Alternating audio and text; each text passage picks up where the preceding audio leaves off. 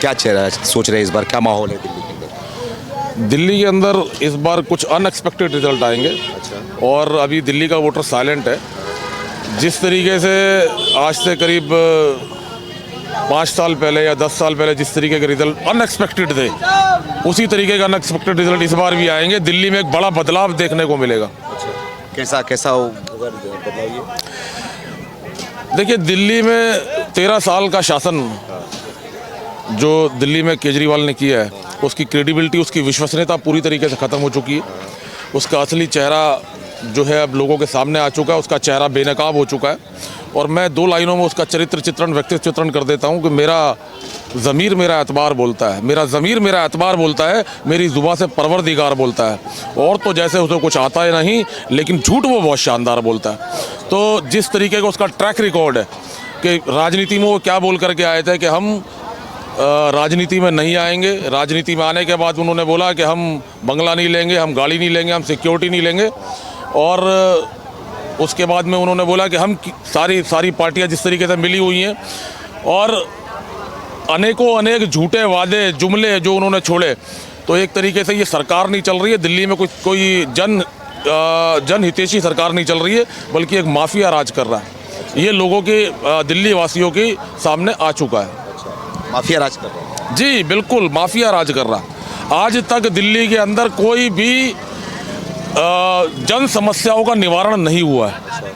सिर्फ इन लोगों की आप पूरा का पूरा सरकार को उठा करके देखिए कि इनके किस तरीके से मंत्री जेल में गए, किस तरीके से इनके विधायक जेल में गए, और स्वयं मुख्यमंत्री, माननीय मुख्यमंत्री, ये मुख्यमंत्री नहीं है, ये दिल्ली के लिए फजीता है। ये पूरा का पूरा माफिया राज कर रहा है दिल्ली के अंदर। ये तो क्या लग रहा है कि मोदी के नाम पे लोग जल्दी में वोट पड़ने वाला है इस बार? क्योंकि मोदी जी सामने आए हुए हैं, बोल रहे मोदी के नाम पे वोट करो, मोदी काम करके दिखा, गारंटी है। ये दिल्ली का दुर्भाग्य है, ये दिल्ली के लिए विडंबना है कि जब आज से 11 साल पहले मोदी जी केंद्र की सत्ता पर आए थे, अगर दिल्ली के अंदर डबल इंजन की सरकार होती तो आज दिल्ली पता नहीं कहाँ से कहाँ होती।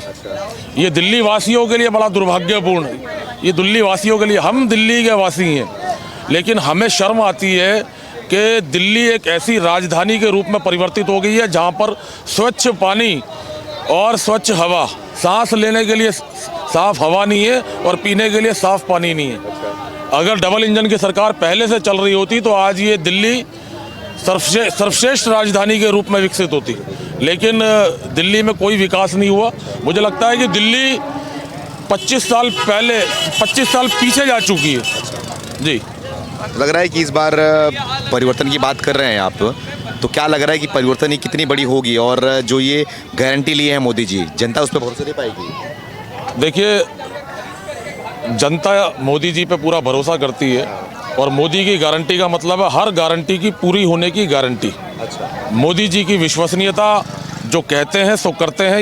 ये मोदी जी लोगों ने जाना भी है, लोगों ने पहचाना भी है, और मोदी जी की विश्वसनीयता है कि जो कहते हैं सो करते हैं। और मोदी की गारंटी का मतलब है हर गारंटी के पूरा होने की गारंटी। इसलिए लोगों को पूरा भरोसा है कि जो उन्होंने घोषणाएं करी हैं वो पूरी तरीके से परिपूर्ण होंगी। क्या नाम है आपका? देवेंद्र। देवेंद्र जी, क्या लग रहा है? नरेंद्र जी हैं, प्रचार कर रहे हैं, वोट मांगने आए हैं प्रधानमंत्री जी आप लोग के बीच में, तो क्या सोच रहे हैं आप लोग इस बार? क्या पता? प्रधानमंत्री जी एक विश्वास, उनका नाम है मोदी जी, उनके ऊपर पब्लिक को पूरा विश्वास है।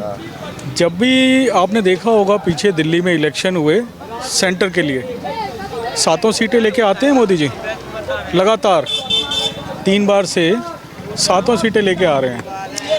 बस ये थोड़ा सा दुर्भाग्यपूर्ण है कि दिल्ली में हम लोग मतलब स्टेट के अंदर उनको नहीं दे पा रहे समर्थन। अदरवाइज़ अगर हम लोग समर्थन उनको देते तो आज कुछ और हालत होती। हाँ, क्योंकि देखिए ना, लगातार आप खुद देख रहे होंगे, हाईवे का जाल उन्होंने जो बिछाया है दिल्ली के अंदर, सेंटर ने किया है। अभी पीछे जो कोरोना काल भी हुआ तो हमारे यहाँ जो ये लोग तो घरों में छुप के बैठ गए थे, दिल्ली गवर्नमेंट के लोग। सेंट्रल गवर्नमेंट के हॉस्पिटल ही काम कर रहे थे और कोई काम नहीं कर रहा था। हमारे तो खुद लक्ष्मी नगर के अंदर ऑक्सीजन से कई लोग मर गए थे। मक्कड़ हॉस्पिटल के अंदर ऑक्सीजन की कमी हो गई थी। और अगर अमित शाह जी उस वक्त इरविन हॉस्पिटल के अंदर नहीं गए होते तो ये लोग तो लोगों में विश्वास ही नहीं आने वाला था कि। और एक और दुर्भाग्यपूर्ण निर्णय इन्होंने जो लिया, हमारे यहाँ के एक सांसद थे उस टाइम पर, गौतम गंभीर जी, उन्होंने एक हॉस्पिटल अपने खुद के पैसों से बनवाया सारा, उसको इन्होंने प्रमाण पत्र नहीं दिया, सारे बेड वगैरह ऐसे रखे रह गए, उसमें ऑक्सीजन सिलेंडर हर चीज़ की व्यवस्था थी। मतलब इन्होंने अपना एक नाम, सिर्फ अपने नाम के लिए काम कर रहे हैं, पब्लिक से इनको कोई लेना देना नहीं है। अभी जो एक स्वास्थ्य के लिए जो केंद्रीय स्कीम चल रही है, उसको सिर्फ इसलिए इन्होंने नकार दिया कि उसका नाम जो था प्रधानमंत्री के नाम पर था, क्योंकि ये कहते थे कि आम आदमी के नाम, हमारी पार्टी के नाम से इस स्कीम को ले आओ, हम एक्सेप्ट कर लेंगे। तो इनको पार्टी से मतलब है, पब्लिक से कुछ लेना देना नहीं है। क्या नाम है आपका? प्रीति नाग। क्या लग रहा है महिला के तौर पे, क्या सोच रही हैं? सर बहुत पॉजिटिव जा रहा है, जो मैं देख रही हूँ एकदम पॉजिटिव जा रहा है। और महिलाओं के लिए मोदी जी जो गारंटी देते हैं वो करते हैं।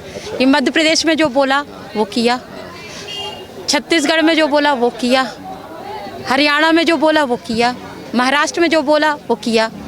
वहाँ की यहाँ थोड़ा भ्रमित कर देते हैं, केजरीवाल जी हैं वो भ्रमित कर देते हैं, और यहाँ की भोली भाली जनता है वो भ्रम में आ जाती है, फ्री बिजली फ्री पानी के चक्कर में थोड़ा भ्रमित कर देते हैं सर। अच्छा जी, लेकिन क्या लग रहा है जनता भ्रमित होगी इस बार? नहीं, इस बार भ्रमित नहीं होगी, क्योंकि मैं खुद हिडन तरीके से मैं कर रही हूँ, पब्लिक के बीच में जा रही हूँ, और मैं जनता का मूड समझ रही हूँ। क्योंकि मैं ऐसे ही जाती हूँ तो पब्लिक खुल के बताती है, तो बोले कि हाँ अब 10 साल उनको दे चुके हैं, अब और नहीं। क्योंकि क्या है, जब भी काम करने की बारी आती है तो बस एलजी हमको ये नहीं करने दे रहे, मोदी जी हमको ये नहीं करने दे रहे हैं, मोदी जी हमको ये नहीं करने दे रहे। जब शीश महल बनवाना था तब एलजी ने हाथ नहीं रोका। यमुना, उन्होंने बोला था यमुना को इतना साफ कर दूंगा कि एक रुपए का आप सिक्का डालेंगे ना तो वो सिक्का भी नज़र आएगा, लेकिन आप उसके पास चले जाइए, इतना बदबू मारता है कि क्या बताएं यमुना। तो वो उससे भ्रमित करते हैं, ओनली फॉर भ्रमित करते हैं जी। तो इस बार बीजेपी सरकार लगेगी आपको? जी बिल्कुल, मोदी जी के नाम पे, मोदी जी के काम पे, मोदी जी की गारंटी पे बिल्कुल 100%। क्योंकि जनता अब भ्रमित नहीं हो रही, क्योंकि मैं खुद हिडन तरीके से मैं कर रही हूँ, पार्कों में जा रही हूँ, कहीं भी जैसे चौराहे, गली चौराहे में, तो मुझे लोग, क्योंकि मैं आम आदमी बन के जाती हूँ तो मुझे खुल के लोग बताते हैं। अगर बीजेपी का लोगो या कुछ चीज़ लगा के जाऊँ तो वो मुझे नहीं बताते। क्या नाम है आपका? प्रेम प्रकाश तिवारी। क्या सोच रहे हैं आप, क्या लग रहा है? अच्छा लग रहा है, हम लोग का सरकार आएगा, बहुत अच्छे बहुमत से हम लोग यहाँ सरकार बनाएंगे। बहुत अच्छे से? हाँ, बहुत इतना बड़ा बहुमत? 40 के तो पार होगा। 40 पार बीजेपी? हाँ, बीजेपी 40 पार है? पॉसिबल है, क्यों नहीं सच्चाई? ये झूठ क्या है? पब्लिक क्या इस बात को नहीं समझती कि उसे मिला क्या इन 10 साल में?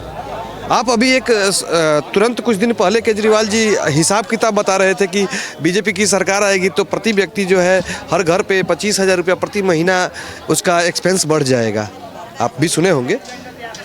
वो क्या इस चीज़ का डिटेल दे सकते हैं कि वो 25,000 किस रूप में बढ़ेगा? वो किस बेस पे कहते हैं कि शिक्षा में सरकारी स्कूल में शिक्षा वो फ्री कर दिए हैं? क्या उनके पहले सरकारी स्कूल में पैसे लगता था क्या? और ये मोदी जी की बात करें तो मोदी जी जो काम कर रहे हैं, राष्ट्र हित की काम उनका हमेशा ही रहा है कि वो राष्ट्र के लिए, जन जन के लिए वो काम करेंगे और कर रहे हैं। बस क्या है, ये विपक्ष के लोगों को पब्लिक में ऐसे कुछ र्यूमर बनाते हैं जिसपे कुछ लोग भ्रमित हो जाते हैं, जिसके कारण जो है ये पब्लिक का एक रुझान ले लेते हैं और उस रुझान से अपना जो उनका मकसद है वो सिद्ध कर लेते हैं। लेकिन इस बार ऐसा नहीं होने वाला है, क्योंकि पब्लिक ये ठान चुकी है कि चलो भाई, हमने 27 साल तक बीजेपी को नहीं आने दिया। जब बीजेपी कह रही है कि हम कुछ अच्छा करेंगे तो हम यहाँ पे बीजेपी का एक बार मौका देंगे, और पब्लिक मन बना चुकी है। आप 40 सीट से आप हमारा नंबर ले लीजिए, 40 से अगर कम आएगा तो आप हमको कहीं पे भी बुला के हमको पनिश कर सकते हैं। अच्छा, मिलूंगा मैं आपका जरूर। जी माता जी, क्या नाम? मेरा नाम निर्मला है। निर्मला जी, क्या चाह रही हो इस बार, क्या हो रहा है? मेरा तो सपोर्टर हूँ मैं बीजेपी का। हाँ, अरे केजरीवाल तो जो किया वो तो अब हम क्या बताइए आपसे। अरे क्या किया क्या सब झुग्गी झोपड़ी वालों को सब सारा फैसिलिटी दे रहा है। हम लोग को कहाँ फैसिलिटी कुछ मिल रहा है? कुछ नहीं मिल रहा आपको? नहीं, हमारा तो इतना एजेट हो गई, 65 साल की उम्र हो गया, कुछ भी नहीं मेरा मिल रहा है। मोदी जी बोल रहे हैं कि हम तो देंगे आपको 500 रुपये बढ़ा के देंगे। हाँ, तो मोदी जी के तो वोट देना है। मोदी जी की? खैर मैं शुरू से माने जो बीजेपी की सपोर्टर हूँ। अच्छा, कब तक? मैं बीजेपी की ही वोट गिराऊंगी और बीजेपी की ही सपोर्टर हूँ, ये सोच लीजिए। अच्छा, हाँ। बीजेपी क्यों अच्छी लगती है आपको? बीजेपी क्यों अच्छी लगती है आपको? अच्छी लगती है जो वो ईमानदारी से अपना चलेंगे। एक केजरीवाल हैं, ये तो अपना बेईमानी वाला काम करते हैं, इसलिए भरोसा है आपको? हाँ, हमको तो माने जे खुशी होगा जे वो बीजेपी आएंगे तो खुशी होगा। ये केजरीवाल से हमको खुशी नहीं। नहीं, मान लीजिए फ्री में लोगों को लेडीज़ को बस चलाना शुरू कर दिया, ये सब कौन फैसिलिटी है ये बताइए? सरकार को घाटा दे देता है, अपने सब लूट लूट के खा रहा है, ये बताइए। अब बीजेपी तो ईमानदार है ये है, ये बताइए। इसलिए मैं बीजेपी के ही सपोर्टर। बीजेपी को ही? हाँ, मैं कल बीजेपी पर ही वोट गिरेगा। अच्छा।